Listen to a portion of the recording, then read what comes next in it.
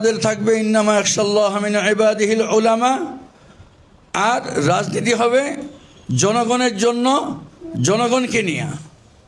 আমাদের এই দৃষ্টিভঙ্গিটা জমিয়তের আছে, কিন্তু বাস্তবায়নের ক্ষেত্রে আমাদেরকে সেই দৃষ্টিভঙ্গিকে সামনে রেখে রাজনৈতিক তৎপরতা পরিচালিত হইতে হবে যে আমরা রাজনৈতিক দল, রাজনীতি হবে জনগণের জন্য, জনগণকে নিয়ে।